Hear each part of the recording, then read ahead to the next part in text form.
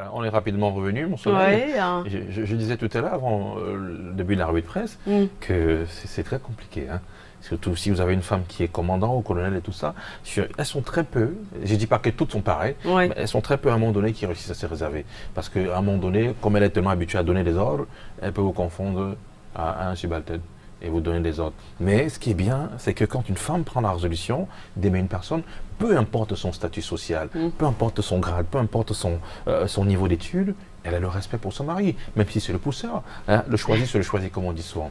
Mais Alors, sincèrement, il y a plein de préjugés, compliqué. évidemment, il y a plein de préjugés. Il y en a qui vivent ça. Les personnes qui disent je peux pas avoir une relation sérieuse avec une femme qui est colonel, qui est inspecteur de police, et c'est tellement de préjugés. C'est pareil pour les gens qui disent on peut pas avoir une relation sérieuse avec une femme qui travaille à la télé parce qu'elle est exposée, parce qu'elle n'est pas sérieuse. Tout ça sont des préjugés.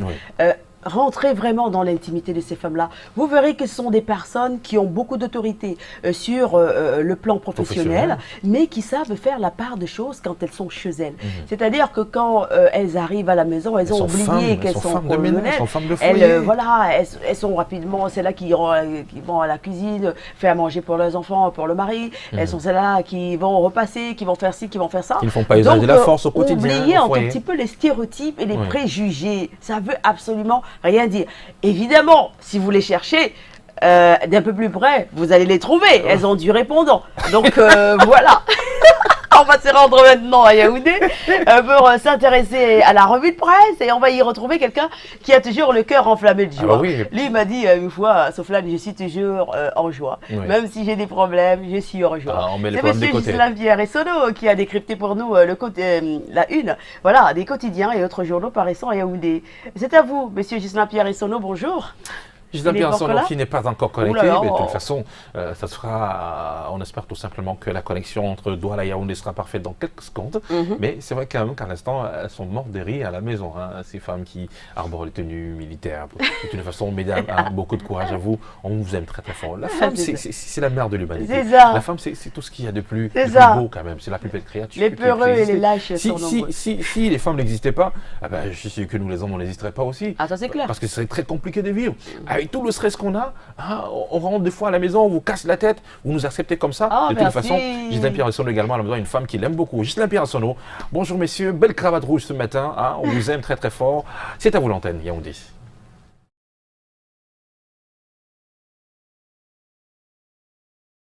Bonjour à vous, bonjour également à Soflane, à Yaoundé. Comme d'habitude, je vous accueille le cœur enflammé de joie. Bienvenue donc dans la cité capitale, vous, mais également nos millions de téléspectateurs, ceux du Cameroun et du monde entier, qui sont tous chargés faute d'informations. C'est l'exercice revue de presse sur Canal Matin, c'est sur Canal 2 International. Eh bien, on va commencer par ce qui va préoccuper pour quelques jours encore le Cameroun et les Camerounais, à savoir donc ce dialogue national qui a été annoncé à l'occasion d'une adresse spéciale du chef de l'État camerounais à l'adresse justement de la communauté nationale et internationale. Eh bien, pourquoi? Parce que vendredi dernier, les chefs traditionnels originaires de la région du Sud-Ouest, dont Buea est la capitale, ont été reçus en audience par le Premier ministre chef du gouvernement, Joseph Dione Ngouti, dans le cadre justement des consultations préalables à ce dialogue qui s'en va se tenir au Cameroun d'ici à la fin du mois en cours. En tout cas, c'est le chef de l'État lui-même qui l'a ainsi promis. C'est ainsi leur tour de consultation relativement justement à cette question dite crise anglophone. C'est d'ailleurs ce pourquoi le quotidien camerounais à capitaux publics, Cameroun Tribune, qualifie ce matin de motivation,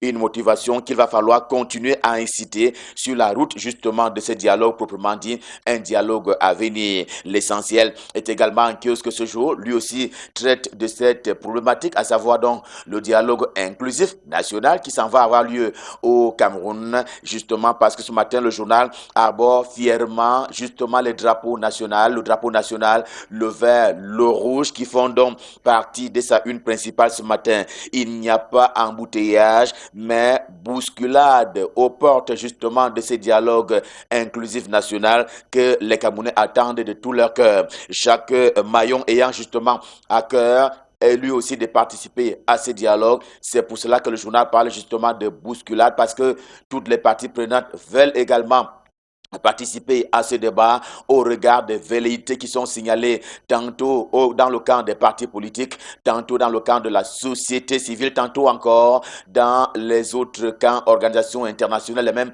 nationales qui veulent aussi participer à ce débat. Et ce sera là l'un des problèmes à résoudre préalablement, c'est-à-dire le choix des interlocuteurs valables à l'occasion de ce dialogue national. Dialogue national, quand on nous tient, donc s'accorde à dire pour sa part Orientation Hebdo, qui traite aussi de cette question ce matin. Il tient tellement le Cameroun et les Camerounais qu'à l'heure actuelle, eh bien, l'on sait que le SDF, Social Democratic Front, a déjà récusé, oui, je souligne l'expression et le concept récusé, qui a donc récusé déjà le Premier ministre chef du gouvernement, Joseph John Ngouté, en qui le SDF ne voit pas une personnalité dite indépendante, autant que l'armée camerounaise, ainsi que l'avait indiqué le chef de l'État dans son discours, à savoir que l'armée devait également participer à ce dialogue. En tout cas, pour le parti de Ni John Fundi, ni le Premier ministre, ni l'armée ne sauraient participer à un dialogue qui se veut national et même indépendant. Cela fait partie donc des préalables qui ont été formulés par cette formation politique, mais aussi les autres partis politiques de l'opposition, et bien la société civile et même une partie de la diaspora. Info Matin de Dieu de 9-20 a en fait aussi sa une principale ce matin, en se félicitant déjà d'ailleurs de cette initiative courageusement prise par le président de la République. Ce n'est pas le journal qui le dit, puisqu'il reprend justement le professeur Jacques Famendongo, qui est secrétaire à la communication au comité central du Rassemblement démocratique du peuple camerounais RDPC. Il est ministre d'État, ministre de l'enseignement supérieur, chancelier des ordres académiques. Le professeur Jacques Famendongo, qui mouille donc le maillot, Paul Biya n'a pas seulement été courageux à l'occasion de cette initiative qui a été annoncée. Il est question d'une initiative consensuelle si l'on s'en tient aux déclarations du professeur Jacques Famendongo, qui sont donc reprises ce matin par le journal Info Matin. Cela est tout faux. Clame pour sa part la voix du centre à propos de ce débat qui se veut donc consensuel aux yeux du RDPC. C'est tout faux, estime le journal, car la diaspora camerounaise s'avait exclue dans sa large majorité, dans ce sens que le Cameroun ignore légalement et légitimement la double nationalité. Ce qui d'office laisse justement sur le carreau un certain nombre de Camerounais vivant dans la diaspora et qui avaient déjà acquis une autre nationalité. Et à ce titre-là, les étrangers ne pourraient venir intervenir dans les affaires internes du Cameroun, même si ces étrangers-là, entre guillemets, sont originaires du Cameroun. D'où donc pour le journal, la diaspora est déjà exclu d'office dans sa large majorité. Bonne nouvelle cependant, cette fois-là entre guillemets, avec le journal L'Avenir également en kiosque ce lundi, le journal qui fait savoir que le leader séparatiste de l'Ambazonia, du nom de cette république virtuelle, vivait juste là aux États-Unis d'Amérique. Il a fini par se dévoiler, lui, à partir de Washington et même à partir de New York. Il vient justement d'appeler au cessez-le-feu et que par la même occasion, ça va donc, lui aussi s'en va cesser de procéder au financement des actes des séparatistes dans le nord-ouest et le sud-ouest camerounais. Cela naturellement au bénéfice de l'école qu'il prône en termes de retour et en termes de retour à la normale. En tout cas, le journal L'Avenir porte cette information on ne peut plus sérieuse ce matin à propos de cette nouvelle attitude de ce leader de l'Ambazonia vivant aux États-Unis d'Amérique. Sans détour de Nestor Ndiatou également en kiosque ce lundi. Il ajoute pour cela qu'en annonçant le dialogue inclusif national, Paul Biya, le président de la République, allait se rendre à l'ONU, l'Organisation des Nations Unies, car pour le compte de la 74e Assemblée générale de cette organisation internationale, elle va donc s'ouvrir cette semaine du côté de New York, aux États-Unis d'Amérique. Ce sera pour ainsi dire l'occasion d'apprécier l'initiative présidentielle dans le sens des réactions de certains pays partenaires qui sont encore attendus. On parle des États-Unis d'Amérique, on parle de la Grande-Bretagne et même de la Norvège qui avait été prise à partie par la presse nationale sur le fait qu'elle abritait un leader qui avait fait des actes odieux contre les populations par la violation et que dis-je par les actes interdits par la loi camerounaise. Et donc ce citoyen-là vivrait et aurait acquis la nationalité norvégienne. En tout cas, la presse en a fait écho il y a quelques moments maintenant. La météo de Dieu de Nymphon, une fois encore, est en kiosque et le journal qui saute là-dessus pour dire que le dialogue national inclusif, ainsi voulu par le président de la République, aura un impact sur la structure gouvernementale. En tout cas, c'est une information qui est portée par la météo en fond noir. D'ailleurs, vous le voyez, sitôt achevé, apprend-on du journal, il y aura remaniement ministériel, affirme sans embâche le journal de Dieu de Nymphon. J'ai donc nommé la météo également en kiosque ce jour. Le quotidien camerounais d'expression anglaise, j'ai nommé The Guardian Post, en est aussi là pour reparler de ce qu'il est convenu d'appeler la marginalisation des anglophones. En tout cas, c'est un concept qui est utilisé par le journal The Guardian Post. The Guardian Post qui propose justement ces informations en langue anglaise, et bien, marginalisation des anglophones aux yeux du journal. Chris Ano, puisqu'il s'agit de lui, souhaite abandonner la guerre, ce qui ne lui vaut pas que des lauriers, puisqu'il a été pris à partie par les autres membres de l'Ambazonia qui lui en veulent donc par rapport à cette nouvelle posture, nous renseigne ce matin le journal The Guardian Post. Mais sur le terrain politique, ce que l'on sait avec des filles actuelles, tout aussi disponibles en kiosque ce matin, c'est que l'opposition politique, pour parler justement de celle qui est contre le régime de Yaoundé et non pas des partis politiques de la majorité présidentielle, eh bien, l'opposition politique ne s'est pas du tout concertée avant les consultations et donc avant le dialogue national inclusif qui est attendu au Cameroun. La voilà, que dis-je, la revoilà qui repart avec justement en rang dispersé. C'est ce que signale le journal en kiosque ce matin. Il y a ces 6 conditions qui avait été mentionné depuis lors par le SDF lors de cette consultation à travers laquelle justement le parti a été reçu en audience par le Premier ministre chef du gouvernement. Eh bien, il y a donc eu ces postures-là, ces conditionnalités qui ont été évoquées par le SDF, mais elles n'ont pas été adoubées par les autres partis politiques de l'opposition. Tout donc pour le journal, les partis politiques repartent justement à la guerre sans être en rang serré, ce qui va naturellement les fragiliser. D'où justement les inquiétudes qui ont été exprimées par le MRC, le Mouvement pour la Renaissance du Cameroun, dont le professeur Maurice Kamto est président national. D'ailleurs, en ce dialogue, Ayoub Tabé Sissoukou, dont on sait qu'il a été condamné par la justice camerounaise, d'Ivoire, un non-événement. Je cite donc Sissoukou Ayouk Tabé. Le quotidien Mutation de Georges Alain Boyomo est également en kiosque ce matin et pour sa part, il évoque un cocktail de jus vert et de verjus. En tout cas, le journal s'attelle à éventrer les divergences et même les convergences par rapport à ce dialogue par ces temps de consultations préalables qui vont donc conduire les uns et les autres à ce dialogue qui est attendu à la primature, se situant ainsi au cœur des enjeux de ce dialogue inclusif national. Mais la deuxième une du journal de Georges Alain Boymo, Mutation de ce lundi, renseigne sur le fait il n'y aura donc pas des hommes en noir ce jour dans les tribunaux et les cours pour parler du système judiciaire camerounais. C'est à la faveur d'une grève des avocats au barreau du Cameroun. La grève commence aujourd'hui même, ainsi qu'on l'apprend donc justement du journal Mutation édition de ce jour. Le jour du jour, c'est le journal d'Aman Mana, le quotidien bleu, qui confirme par ailleurs cette information, cette grève qui a été annoncée, on s'en souvient, de la part des avocats au barreau du Cameroun. Le journal qui explique cela par le fait que les négociations ont achoppé sur rien. En tout cas, elles ont échoué. Les négociations qui couraient entre les avocats au barreau du Cameroun et le gouvernement n'ont rien accouché. La grève est donc maintenue si l'on s'en tient aux écrits du quotidien bleu. Elle commence ce matin avec les effets néfastes que l'on sait par rapport au déroulement de la justice camerounaise. Pour mémoire, les avocats au barreau du Cameroun revendiquent leurs droits en termes justement d'exercice tel que cela est prévu par les lois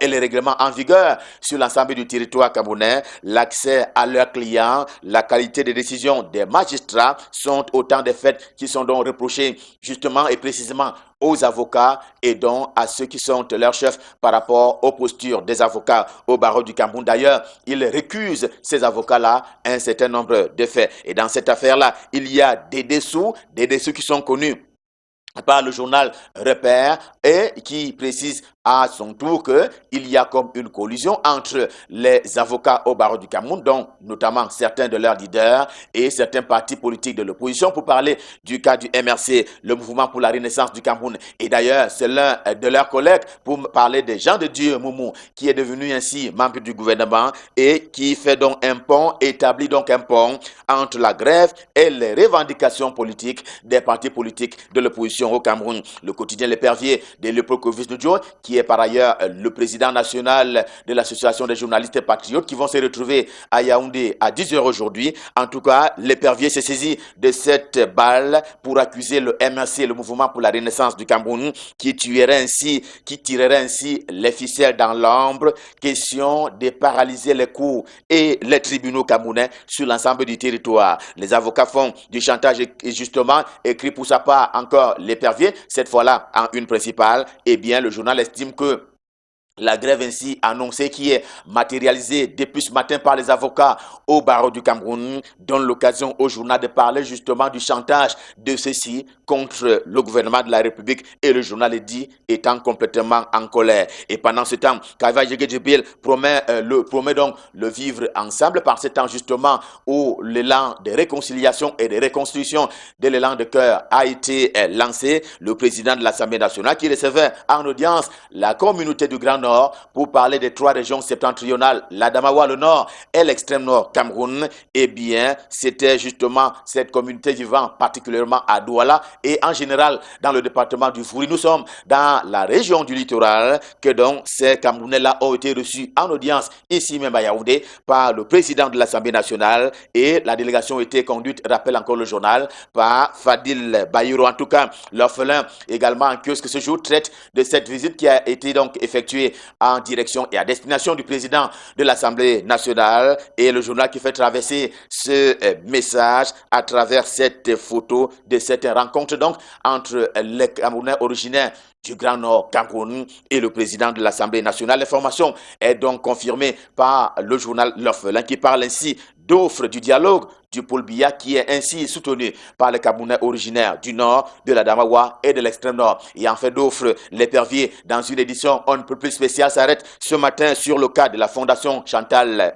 Biya. La Fondation Chantal Biya qui a donc remis ce qu'elle sait si bien faire, à savoir l'encadrement des orphelins. D'où donc des dons qui ont été remis à quelques 102 structures spécialisées en la matière, en matière d'encadrement des orphelins. Il y a donc la Fondation Chantal Biya qui a refait cela comme on va dire traditionnellement. Il y a la Fondation Chantal Biya, mais il y a Jean-Ernest Massena Ngalaye Bibeye. À titre de rappel, il est le ministre camerounais en charge des transports. Eh bien, Jean-Ernest Massena Ngalaye Bibeye, qui lui aussi était sur le terrain du vivre ensemble, cette fois-là dans le département de la Sanaga maritime, qui a ainsi lancé, rappelle le journal, une série d'actions visant par ailleurs l'excellence scolaire et c'est ce que propose le quotidien en guise de bouquet inaugural de sa semaine ce matin. Celui du quotidien pour parler justement lui aussi du bouquet inaugural, celui du quotidien Éco Matin consiste ce matin en la guerre des étoiles. Oui, le journal annonce la guerre des étoiles sur le territoire camerounais,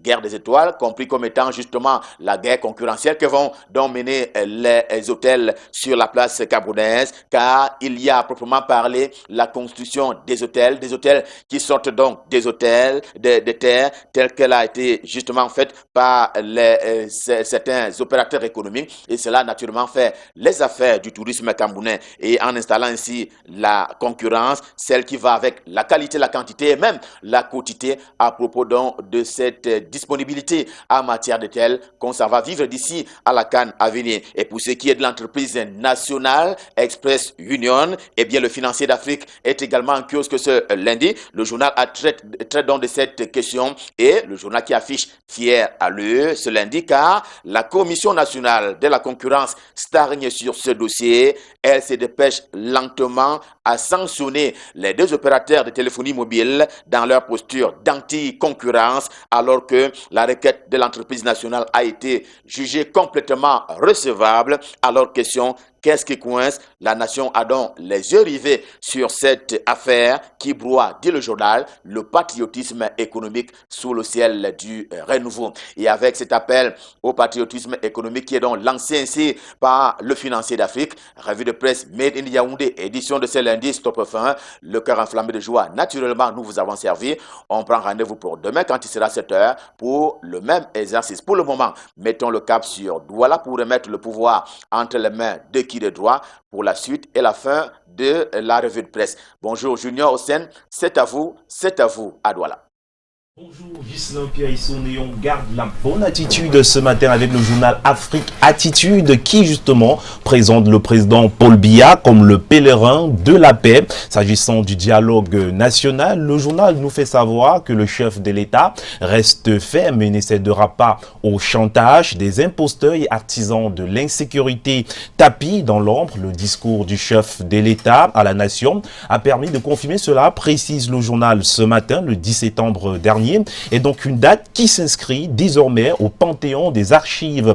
Au Cameroun, le chef de l'État s'est une fois de plus positionné en pèlerin de la paix, dans la recherche perpétuelle de la paix et en prônant l'état de droit.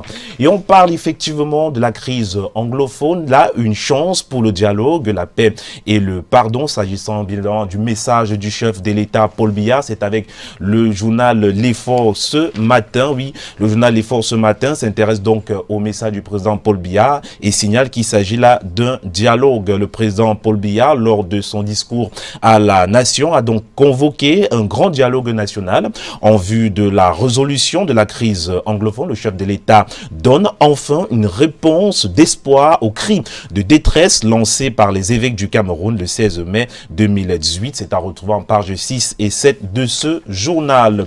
Et bien évidemment, la crise anglophone est également évoqué ce matin dans le journal Aurore Plus qui parle de ce grand dialogue qui vient résoudre ce problème. Une session du Conseil des ministres présidée par le PM John Kounté, et bien sûr le journal parle de ces questions qui fâchent. Et oui, ces questions qui fâchent sont donc posées dans le journal ce matin. Où, quand, comment, pourquoi, avec qui et combien faut-il dépenser pour ce grand dialogue? Élément de réponse à retrouver dans Aurore Plus de ce lundi.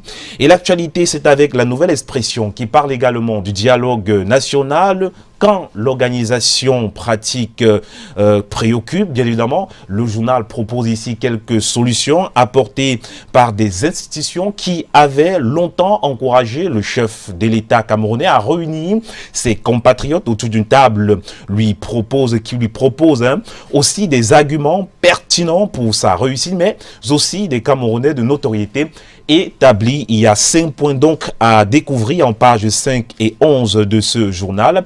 Et le journal nous parle aussi d'une tension socio-politique, les exclus du dialogue inclusif. C'est à retrouver en page 2 de ce journal ce matin.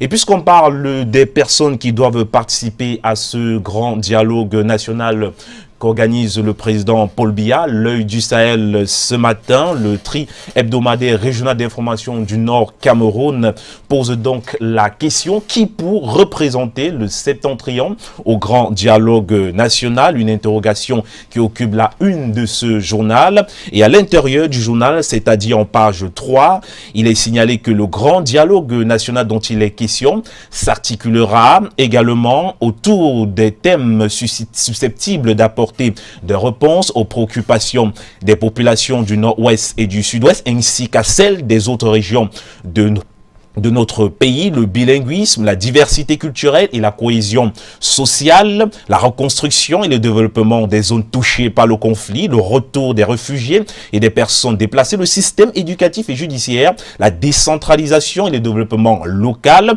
la démobilisation et la réinsertion des ex-combattants, le rôle de la diaspora dans le développement du pays, nous fait savoir le journal ce matin. Le journal signale que les invités à ce grand banquet national, quels qu'ils soient, en particulier ceux du Grand Nord, sont donc prévenus. Il faudra consulter le menu. Il faudra consulter le menu constitué de la liste des sujets indiqués par l'autre, mais aussi savoir sur quel air danser, car chacun ne pourra valser à sa guise. Et oui, il faut dire que ce grand dialogue national est une clé d'un nouveau contrat social, et c'est d'ailleurs le titre au bas de une de l'Indépendant ce matin qui titre « Grand dialogue national, les clés d'un nouveau contrat social » à lire en pages 5 et 8 de ce journal. Ce journal qui nous fait savoir que cette sortie présidentielle a le mérite de ne pas privilégier la solution militaire dans un conflit qui courait le risque de s'enliser indéfiniment. Enfin, stratège Paul Biya évacue également une solution exogène et conforme, ainsi les pistes d'une solution endogène. Sans passion et sans prétention, le journal explore les chances de réussite du grand dialogue national, ainsi au fait comme une catharsis inespérée devant tant d'exactions et de souffrances immondes. C'est donc à retrouver ce matin dans ce journal. Et avec le Messager, oui, avec le Messager, on parle de toute autre chose pour parler de cette grève des avocats, les non-dits de l'opération Tribunal Noir. Les avocats réunis en session extraordinaire hier à Yaoundé ont voté pour un maintien de la suspension du port de la robe dès ce jour. Et en page 3 du journal, il est précisé que malgré les rencontres convoquées par le ministre délégué auprès du ministre de la Justice pour tenter de désamorcer la grève, le Conseil de l'ordre des avocats du Cameroun maintient la suspension du port de la robe et le boycott des tribunaux dès ce jour sur toute l'étendue du territoire national. Alors, sur tout le territoire national, précision faite ainsi concernant la grève des avocats ce matin. Et avec le journal Kalara, l'hebdomadaire du monde juridico-judiciaire, mouvement d'humeur des avocats, titre le journal « Pourquoi le barreau a maintenu son mot d'ordre de grève ?» C'est à retrouver ce matin. Il y a quand même quelques précisions autour de cette actualité en page 7 du journal qui signale qu'à l'issue des premières discussions étalées sur 10 heures chrono, les deux camps avaient convenu de la nécessité de prendre d'une part des mesures urgentes touchant au libre accès des avocats à leurs clients dans les unités de police judiciaire et les prisons, sans oublier le traitement réservé aux avocats eux-mêmes tant dans les services cités que dans les cours et tribunaux, et d'autre part sur les mesures à envisager à moyen et à long terme pour ramener la sérénité dans les rangs des avocats du Cameroun. Nous fait savoir Kalara ce matin des mesures à formuler dans le cadre d'un groupe de travail à créer. C'est dans le dit groupe de travail qu'une réflexion plus profonde devrait se faire pour trouver des solutions durables aux problèmes posés. Et l'actualité, c'est avec le magazine Afrique Business Magazine ce matin qui nous présente quelques grands leaders africains. Oui, ils sont chefs d'entreprise, décideurs, hommes et femmes d'affaires, leaders d'opinion. Ils participent activement au développement de leur pays et du continent africain. Afrique Business Magazine est allé à leur rencontre pour cerner le secret de leur immense réussite. Dans le magazine, on retrouve ces leaders, Dr Foyep Ignace, Audrey Chicotte, Françoise Penet, Théophile Kwebnan, Irène Tebmen, Jean Yomi et bien sûr Bertin Tonle. Magazine a parcouru ce matin. Voilà donc pour ce qui est la revue de presse ce matin, mon soleil. Oui. Merci Junior Rostin. C'est avec un plaisir. Passez de 25 minutes, passez une excellente journée, hein, messieurs. Et revenez-nous demain en grande forme pour une autre revue de presse. Et toujours dans l'actualité, signaler que la procureure de la Cour pénale internationale, Fatou Bensouda, a jusqu'à minuit ce lundi pour dire si elle fait appel ou non de l'acquittement prononcé le 15 janvier dernier en faveur de Laurent Gbagbo et de Charles Blé Goudé. L'ex-président ivoirien, vous le savez, est toujours à Bruxelles et est toujours sous contrôle judiciaire. Il n'a jusqu'à présent pas eu l'autorisation de la CPI pour quitter la capitale belge. C'est passé de 25 minutes et à l'instant du côté de Corny, ils sont très nombreux qui nous regardent ce matin. Et parmi ces fidèles, nous avons le sous-préfet de l'arrondissement de Corny, l'administrateur civil principal, Monsieur Abdoulahi Alioum, qui nous regarde du côté de Corny, le sous-préfet de cet arrondissement. Vous avez le bonjour de Canal Matin, Monsieur Abdoulaye Aliou. Voilà, et puis je souhaite un joyeux anniversaire à une maman qui nous regarde ce matin, qui a 62 ans. Elle est à Malabo, c'est maman Quemonnier, Hélène. Oui, vous êtes à Malabo. Wow. Et votre fils, Julius Kamdem-Kwam, a pensé à vous souhaiter un joyeux anniversaire. Maman Quemonnier, Hélène, à Malabo. 62 ans. 62 ans ce matin, c'est un très bel âge. Ouais. C'est un magnifique âge. Il faut... Allez, une page de pub, chouchou. Ouais. Et on se reprend tout juste derrière. Avec plaisir.